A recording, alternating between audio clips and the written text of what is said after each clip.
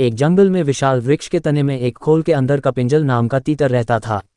एक दिन वह तीतर अपने साथियों के साथ बहुत दूर के खेत में धान की नई नई कोंपलें खाने चला गया। बहुत रात बीतने के बाद उस वृक्ष के खाली पड़े खोल में शीघ्र गो नाम का खरगोश घुस आया और वहीं रहने लगा। कुछ दिन बाद कपिंजल तीतर अचानक ही आ गया। धान की नई नई कोंपलें खाने के बाद वह खूब मोटा ताज़ा हो गया था। अपनी खोल में आने पर उसने देखा कि वहाँ एक खरगोश बैठा है। उसने खरगोश को अपनी जगह खाली करने को कहा। खरगोश भी तीखे स्वभाव का था, बोला, ये घर अब तेरा नहीं है। वापी, कूप, तालाब और वृक्ष के घरों का यही नियम है कि जो भी उनमें बसेरा कर ले उसका ही वह घर हो जाता है। घर का स्वामित्व केवल मनुष्यों के लिए होता है, पक्षियों के लिए गृह स्वामित्व का कोई विधान नहीं है।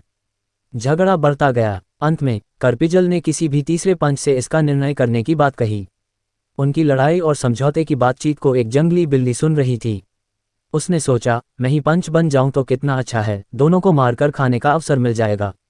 ये सोच हाथ में माला लेकर सूर्य की ओर मुख करके नदी के किनारे कुशासन बिछाकर वह आंखें मूंद बैठ गई और धर्म का उपदेश करने लगी।